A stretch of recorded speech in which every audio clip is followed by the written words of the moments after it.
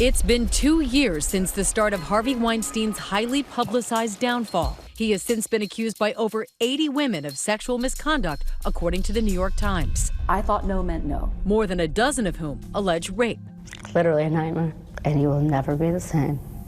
Once a Hollywood kingmaker, Harvey! I would like to thank Harvey Weinstein. Thank you to Harvey. Harvey, thank you for killing whoever you had to kill to get me up here today. now cast out in disgrace. The biggest scandal in Hollywood in years. The flood of allegations against him catapulting the groundbreaking Me Too movement. Demonstrating against harassment of women. Yesterday, Harvey Weinstein was in New York, huddling with his attorney as he prepares to stand trial in January for 5 felony charges. And this morning, he was in court on a bail hearing. Anything to say, Harvey? Weinstein faces a possible sentence of life in prison if convicted. Any comment, Harvey? He has pled not guilty and has consistently denied any allegations of non-consensual sex with anyone. By his side, Donna Rotunno, the attorney who will try to convince the jury and the world of his innocence. Do you think Harvey Weinstein hired you because you're a woman? I'm absolutely certain that that was part of it, and I think it was probably a good move. You're currently defending what many would regard as the most hated man in America. Why are you defending him? Number one, Harvey has a right to a defense. I am not the moral police on Harvey Weinstein. That's not my job. It's not the jury's job either. If they really look at the evidence that's going to be presented to them, I think they're going to find him not guilty. Maybe the most important thing for Donna Rotunno is going to be picking a jury. She's going to have to try to find people who can evaluate the evidence objectively. And with a guy as unpopular as Harvey Weinstein, that's not easy. Former New York City's chief of detectives, Robert Boyce, led the investigation that resulted in Weinstein's arrest. I think the jurors will hear all the evidence fairly. I think the overwhelming detail given by these ladies will convict him of what they said he did. The trial will examine the allegations of 2 women. Mimi Haleyi, who says Weinstein forced himself on her in 2006 when she was working as a production assistant. Women have the right to say no. A no is a no, regardless of the circumstances. And an unidentified woman who alleges Weinstein raped her in a hotel room in 2013.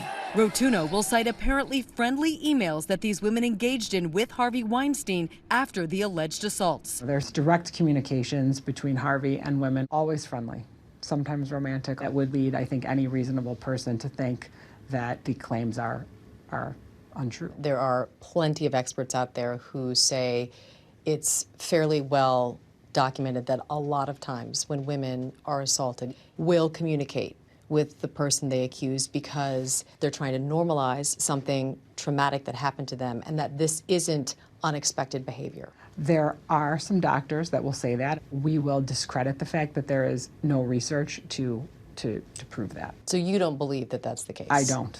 In a statement to ABC News, Haleyi's attorney Gloria Allred said, once the jury understands the context of the minimal communications by my client Mimi, they will understand why they were sent and that communication after an assault does not mean that no assault took place. You will see time again, victims of sexual assault will maintain some kind of relationship with the person who committed the crime against them. Many of the 80-plus other women have alleged crimes beyond the statute of limitations, signed NDAs, or may otherwise be ineligible to bring their cases to court. The MO is eerily similar in all of these cases. You have Harvey Weinstein in a bathrobe with the promise of a career boost, or he's asking for a massage. Going to a hotel room and having someone ask you if you'll give them a massage is not rape, it's not sexual assault, and it's really not even sexual harassment. People have a right to make a pass, and you have a right to say, no, thank you. Even if you're in a you go out on position a of date, power. but you're not in a position of power when someone wants something from you. But it doesn't mean you want to necessarily give Harvey Weinstein a massage or see his naked body. There's many things that lead up to that point,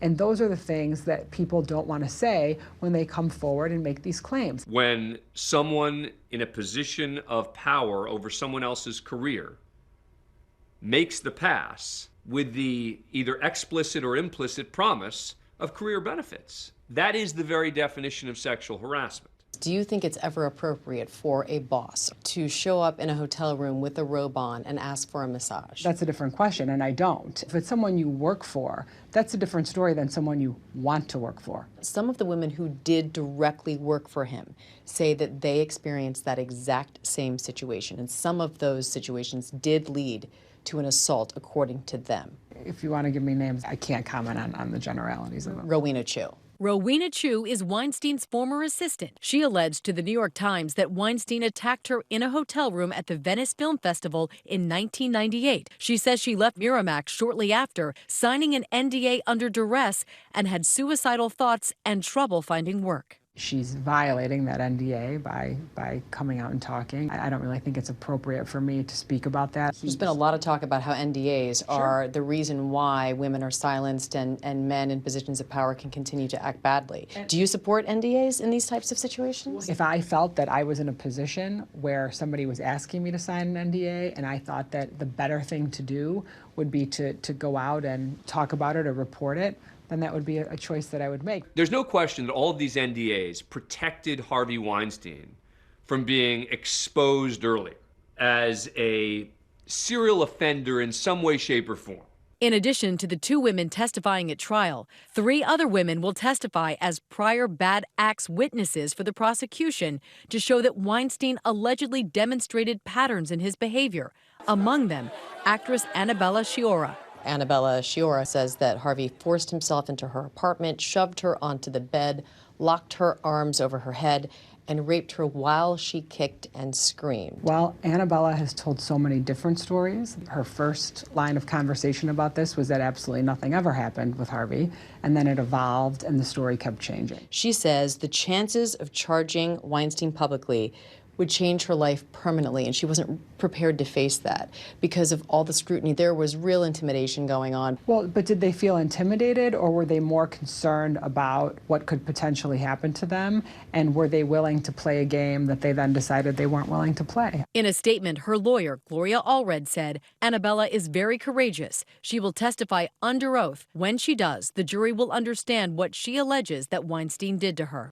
As Weinstein's trial date looms, Rotunno's focus is on her client. Do you think he's sorry for his sins? I do think that he has a level of remorse for the devastation that even these allegations themselves have caused. Some people might say he's sorry he got called out or caught. I think if that were the case, I don't think he would work on himself to the point that he is working on himself. He went to rehab. For sex addiction? He went to rehab. He has therapists. There are people who say, here you have a woman defending Harvey Weinstein. Have you been accused of being a traitor to your own gender? I don't believe I am. I think in many ways I would hope that I could help women. What happens in these circumstances where women don't want to take certain responsibilities for their actions, we infantilize ourselves. You have to know that when you make certain choices, there's a risk when you make those choices. A lot of people would say what you just said is victim blaming. And that's absolutely not true. If you don't want to be a victim, don't go to the hotel room. And if you don't want to be a victim, don't sign an NDA. Then go out onto Fifth Avenue, take a megaphone, and talk about what you want to talk about. To suggest it is the alleged victim's faults for showing up at the place where he asked for the meeting to occur seems a bit of a reach to me. Blaming victims who've agreed to settlements with someone for not going out and talking about it is absurd. Do you ever worry that maybe you'll be on the wrong side of history on this one? No, I don't. And I think what I worry about is the outcome for him. I don't worry about the outcome for me.